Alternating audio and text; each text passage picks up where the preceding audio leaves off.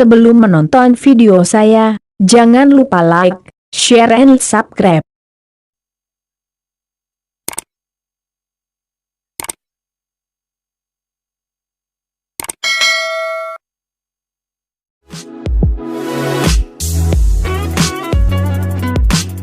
Assalamualaikum warahmatullahi wabarakatuh. Semangat pagi, salam sejahtera bagi kita semua. Nah, jadi selamat bergabung di program sosialisasi digital.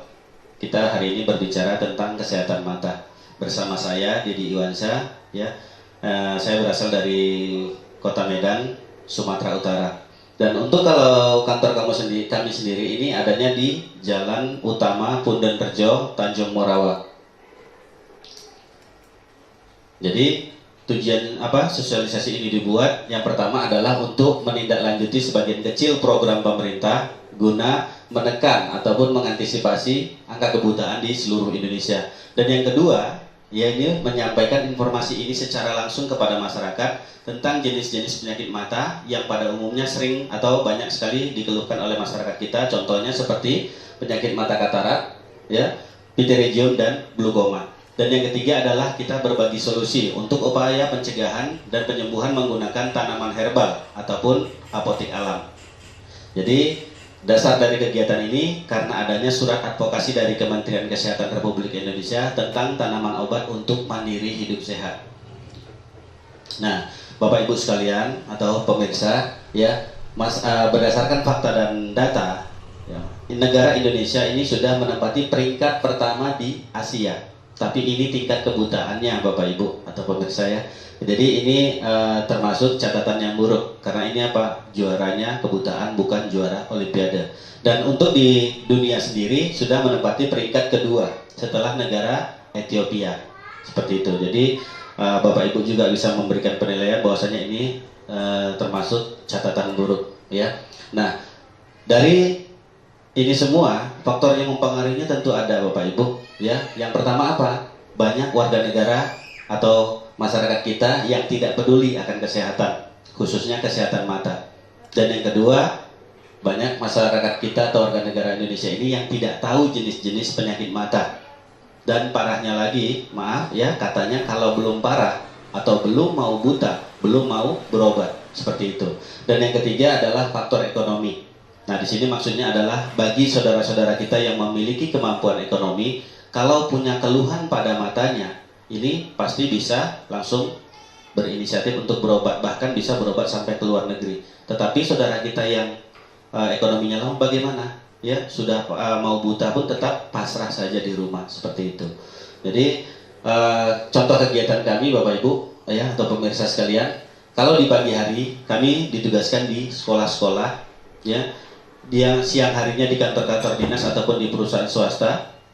Kemudian sore hari atau di malam hari kami ditugaskan juga di perwiritan atau di pengajian, dan khusus di hari Minggu kami juga ditugaskan di gereja. Artinya tugas kami ini tidak memandang suku, agama ataupun golongan, seperti itu, ya. Nah, ini contoh-contoh kegiatan kecil kami lainnya seperti di kantor-kantor dinas maupun di perusahaan swasta. Nah, Bapak Ibu atau pemirsa, nah di sini saya mau bertanya, tapi saya yakin jawaban kita pasti akan sama. Menurut Bapak dan Ibu, mata ini penting tidak? Saya yakin penting, ya. Kenapa? Mata ini adalah jendela dunia. Jadi dengan mata kita bisa melihat indahnya dunia, seperti itu. Nah, jadi kalau untuk jenis penyakit matanya sendiri bagaimana? Ini sebenarnya jenis penyakit mata itu banyak. Tapi karena waktu kita singkat, ya, durasi juga sangat menentukan. Jadi di sini saya akan menjelaskan 6 jenis penyakit mata saja. Dan ini pun dibagi menjadi 2 golongan supaya Bapak dan Ibu yang menyaksikan bisa mudah mengingat dan memahaminya, ya. Kalau golongan yang pertama ini tidak membutakan Bapak Ibu, ya, tidak membutakan karena kita paling-paling ketergantungan dengan yang namanya kacamata. Contoh penyakit matanya apa saja? Yang pertama ada yang namanya miopia, ya, ini bahasa medis, kita pakai bahasa umum saja, minus ataupun rabun jauh. Kemudian ada yang namanya hypermetropia, ini kebalikannya yaitu plus atau rabun dekat. Dan yang ketiga ada yang namanya astigmatis atau silindris atau pandangan berbayang. Nah, ini golongan yang tidak membutakan. Tetapi kalau golongan yang kedua ini yang sudah membutakan, ya, Ini adalah golongan spot blind atau titik awal kebutaan secara permanen. Jenis penyakit matanya apa saja? Yang pertama ada yang namanya penyakit mata katarak atau meletis. Yang kedua ada yang namanya pterygium atau lemak. Dan yang ketiga ada namanya glukoma ataupun buta melek. Nah, dari keluhan ini semua, ya saya akan jelaskan di yang kelainan refraksi dulu. Kita berbicara tentang min, ya, atau miopia atau rabun jauh. Nah, ini keluhannya Bapak Ibu. Kalau kita membaca, ya itu maunya dari jauh didekatkan, ya. Nah, kenapa demikian? Jadi kalau dijauhkan dia tidak terlihat jelas. Nah, ini faktor penyebabnya bisa disebabkan oleh faktor genetik atau keturunan. Maksudnya begini Bapak Ibu, jika ada seorang ibu hamil, ya katakanlah ibu tadi memiliki keluhan penyakit mata min 1, ya. Nah, bayi yang akan dilahirkan ini berisiko terkena penyakit mata min juga. Bahkan perkembangannya bisa 3 kali lebih cepat daripada ibunya. Jadi anaknya itu bisa langsung min 3. Makanya di era sekarang mungkin bapak atau ibu ya sering sekali bertemu dengan anak sekolah yang masih duduk di bangku sekolah dasar atau bahkan balita sudah menggunakan yang namanya kacamata. Seperti itu dia Bapak Ibu.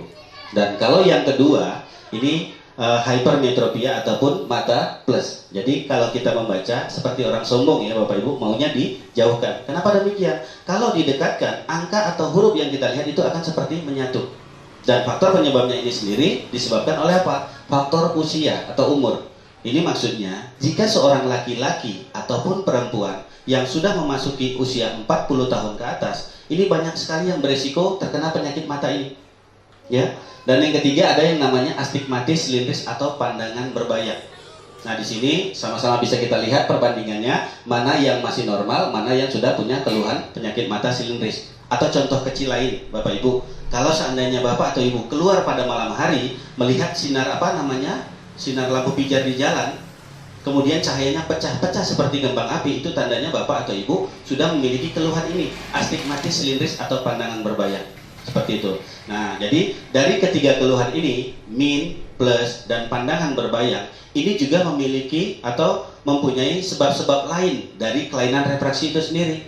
Contohnya apa saja? Yang pertama, mungkin sering kita lakukan di zaman kita masih menimba ilmu, sering membaca sambil tiduran. Ya, seperti itu. Yang kedua, menonton TV terlalu dekat. Nah, ini sering sekali biasanya kadang ibu-ibu yang suka nonton sinetron ya. Kadang saking dekatnya pun bisa-bisa jempol kaki untuk pindah channel ya, seperti itu. Dan yang ketiga adalah main komputer, HP, game terlalu lama dan di tempat yang tidak terang atau kurang pencahayaannya. Serta yang keempat, kurangnya mengkonsumsi vitamin A. Padahal vitamin A Bapak Ibu di negara kita Indonesia gampang sekali kita bisa dapatkan dari mana? Sayur, buah-buahan maupun hewani. Ini adalah beberapa contoh yang sudah kami rangkum ya, makanan dari sayuran, buah-buahan dan hewani yang baik sekali untuk mata kita. Seperti itu. Nah, masyarakat kita baik yang tinggal di kota ataupun di pedesaan, kalau sudah katakanlah memiliki keluhan penyakit mata min, plus ataupun silindris, ini biasanya kalau tidak ke balai pengobatan pasti perginya ke optik dan disarankan menggunakan kacamata. Nah, di sini Bapak Ibu timbullah pertanyaan, tapi masih ada yang tidak satu persepsi ya. Jadi di sini saya tujuannya adalah menyatukan persepsi kita. Kacamata obat atau tidak? Nah, jadi di sini kacamata bukanlah obat atau tidak obat ya. Kalau ada yang masih beranggapan kacamata ini obat, kenapa dalam jangka pemakaian 1 tahun atau 2 tahun kacamatanya kok minta diganti? Padahal yang salah kira-kira kacanya atau matanya? Matanya. Karena stadiumnya bertambah Bapak Ibu. Yang tadinya min 1 mungkin jadi min 2. Yang tadinya plus 1 jadi plus 2. Begitu seterusnya.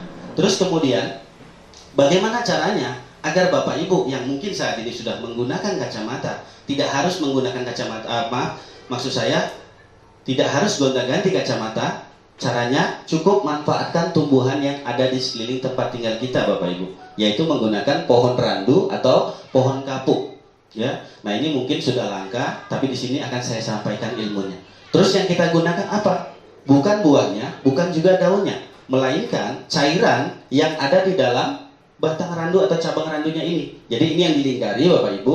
Ini bukan kita sedang menyaksikan uka-uka atau di tempat duduknya kuntilanak, bukan ya. Ini maksudnya adalah contoh batang yang harus diambil seperti itu. Nah, cara penggunaannya sangat mudah. Kita potong batang randunya ini kalau bisa sebelum matahari tinggi. Ya, kenapa? Karena kalau sudah matahari tinggi, nanti cairan yang ada di dalamnya akan terserap oleh sinar matahari karena terjadi proses fotosintesis. Jadi kita ambil pagi hari sekitar pukul 6 atau pukul 7 pagi, kemudian kita potong, panjangnya sekitar 1 meter saja. Dan besarnya seukuran lengan anak kecil atau sebesar tangkai sapu. Mungkin bisa lebih besar sedikit, silahkan, tidak apa-apa. Kita potong, kita bawa pulang. Sesampai di rumah, kita sediakan air mendidih. Ya, sambil kita menyediakan air mendidih, pangkal yang kita potong, ya, ini yang kita potong, ini saya contohkan Bapak Ibu. Yang ini yang kita potong, kita runcingkan seperti meruncingkan pensil. Ya, kemudian kalau airnya nanti sudah mendidih, ya, ujung yang runcingnya saja, ingat, ujung yang runcingnya saja kita celupkan. Dan pencelupannya tidak perlu lama-lama, cukup 5-10 detik saja. Jadi kalau sudah dicelup, angkat, lalu dilap pakai tisu ataupun lap bersih, jangan lap kompor ya Bapak Ibu. Nah, kemudian yang ini tadi dicelupkan fungsinya apa? Untuk mensterilkan dan menggumpalkan getah yang masih tertinggal di batang randunya. Seperti itu dia. Nah, kemudian nanti kalau sudah ranting halus yang masih tertinggal, kita rapikan saja. Ya, dipangkas, baru bagian atasnya kita potong rata. Nah, bisa dibayangkan ya Bapak Ibu, kalau sudah nanti ya fungsinya dipotong di bagian atas supaya apa Bapak Ibu? Supaya udara masuk melalui poros-porosnya, menekan cairannya nanti akan menetes ke bawah melalui bagian yang runcing tadi. Kalau sudah menetes kita tampung. Tapi saran saya, tetesan pertama sampai ketiga jangan diambil dulu, takutnya masih mengandung getah. Bapak Ibu, getah saja kalau masuk ke mata, ya ini bisa repot karena di baju saya sudah susah hilangnya. Jadi jangan sampai masuk ke mata. Jadi tetesan keempat dan seterusnya sampai habis baru kita tampung. Kemudian kalau sudah habis, Ibu atau Bapak sediakan kapas yang steril. Maksudnya adalah kapas yang dicelupkan ke air hangat, peras dulu sampai kesat. Lalu celupkan ke dalam cairan yang sudah kita tampung tadi. Begitu meresap di kapas, teteskan ke mata kita 3-5 tetes mata kanan, celupkan lagi. Kalau sudah meresap, angkat, teteskan lagi 3-5 tetes mata kiri. Kalau ditanya rasa Bapak Ibu, ini sejuk, dingin, seperti air yang baru keluar dari dalam kulkas. Nah, kalau Bapak atau Ibu menggunakannya rutin 1 kali sehari saja, baiknya malam sebelum tidur selama 3-5 bulan, mudah-mudahan Bapak Ibu, yang tadinya katakanlah Bapak atau Ibu punya keluhan kata -1, tetap stadiumnya. Atau yang tadinya +1, tetap. Seperti itu. Begitu seterusnya tergantung dari stadium penyakit matanya. Nah, caranya mudah kan Bapak Ibu? Ya, jadi ini tadi ya yang ditampung tadi itu dia bisa untuk 1 keluarga atau lebih kurang 5 orang. Tapi ini penggunaannya hanya untuk sekali pakai saja Bapak Ibu. Kalau besok mau menggunakan yang baru lagi, harus petik yang baru lagi. Seperti itu. Jadi di sini terima kasih atas perhatian Bapak Ibu sekalian ya. Semoga apa yang saya sampaikan bisa bermanfaat bagi kita semua dan sampai jumpa lagi di video sosialisasi kami selanjutnya. Kalau masih ada yang kurang jelas, silahkan kontak ke kita melalui apa? Melalui WA bisa, telepon bisa, SMS bisa. Dan ini kami berikan pelayanan konsultasi secara gratis, tidak dipungut biaya sedikit pun. Terima kasih. Wassalamualaikum warahmatullahi wabarakatuh. Semangat pagi, salam sejahtera bagi kita semua.